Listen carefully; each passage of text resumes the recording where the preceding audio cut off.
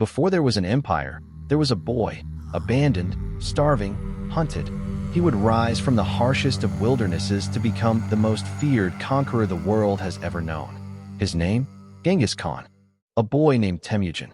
Born in 1162 near the Onan River, in the Kenai Mountains of Mongolia, Temujin entered a world fractured by clan rivalries.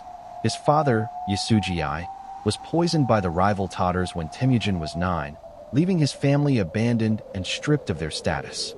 With no allies, they faced starvation, surviving on roots, berries, and wild animals.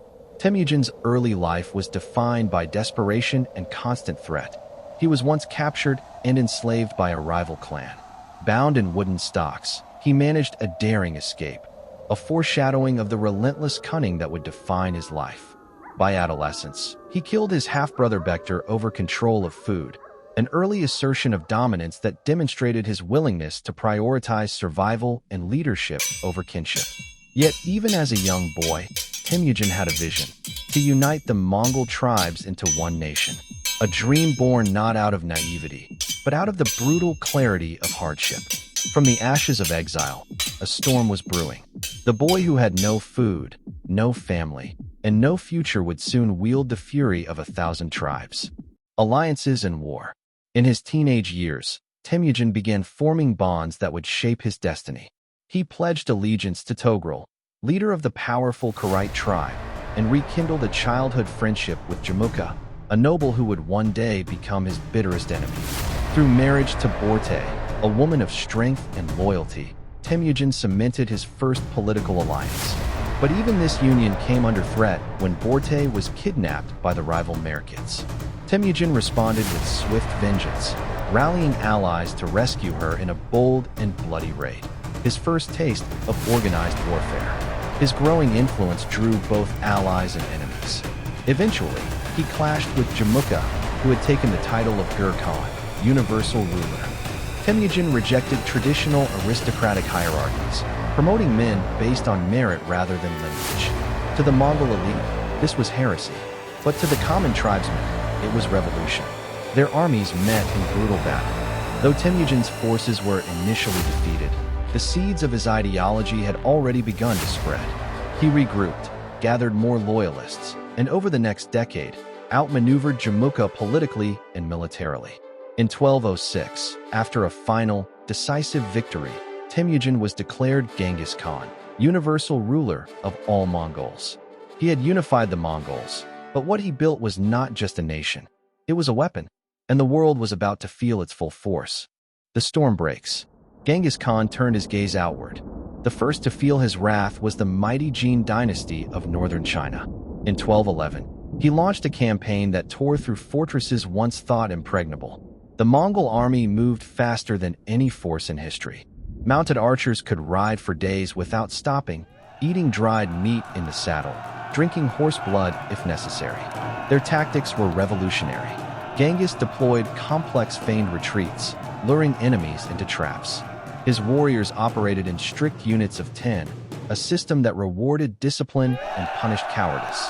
They carried no baggage. Mobility was their strength. Speed was their god. Cities that resisted faced annihilation. Cities that surrendered were spared and often absorbed into the empire. But betrayal was met with unforgettable fury. In one instance, after a rebellion in the city of Reshaped, Genghis ordered the slaughter of the entire population, over 100,000 people. This brutality wasn't senseless. It was strategic.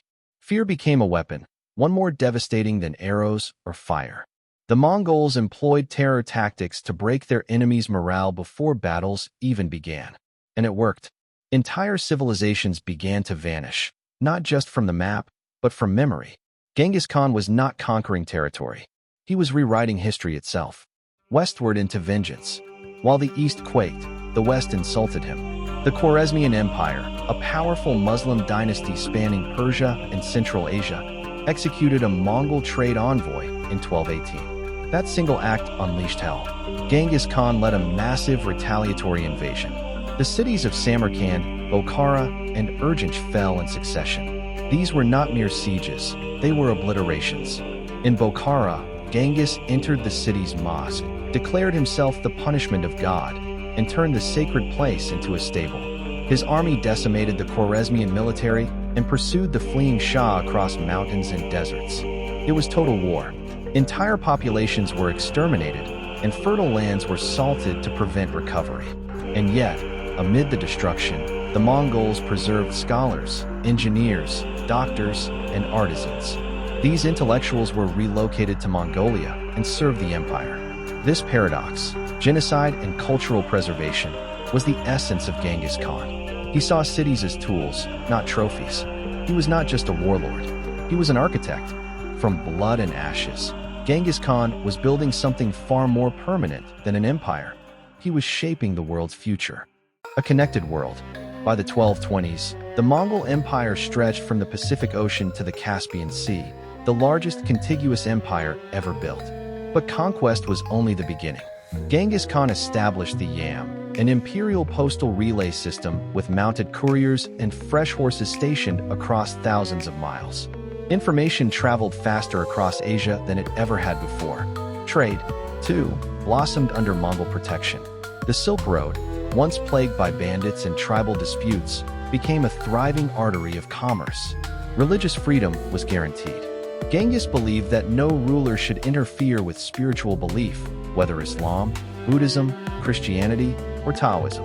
His empire became a mosaic of cultures united by law and order. He introduced written law, enforced census systems, abolished aristocratic privileges, and even outlawed kidnapping women, a nod to his trauma. Positions were earned, not inherited. Former enemies, Turks, Chinese, Persians, rose to power based on merit, not blood. In an era defined by divine monarchs, Genghis Khan offered something different, a system where order was valued more than lineage. Beneath the shadow of his conquests, something new had emerged, a connected world. And the man who built it was once a starving exile. Death and echoes.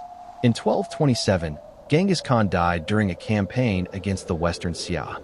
The exact cause remains unknown. Some say he was thrown from a horse. Others claim he was wounded in battle. His death was concealed to maintain order. His funeral procession slaughtered all who saw it. His grave remains undiscovered to this day. But his legacy did not die with him. His descendants, including his grandson Kublai Khan, expanded the empire even further, eventually ruling all of China under the Yuan dynasty. Genghis Khan's genetic legacy is unmatched. Studies suggest over 16 million men alive today carry his Y chromosome. But his greater legacy lies in how he reshaped geopolitics, culture, warfare, and commerce. The modern world still traces invisible lines back to the paths he carved with sword and flame. Genghis Khan remains one of the most feared, misunderstood, and impactful figures in world history. He was a product of suffering, a master of war, and a pioneer of empire building. His story is not one of good or evil, but of force, relentless, calculating, unstoppable. Powerful stories like these deserve to be heard, not to glorify violence, but to understand the roots of our shared human history. If you found this video compelling, like, share your thoughts in the comments, and, most importantly, subscribe to my channel, Cyber Theo, for more riveting history brought to life.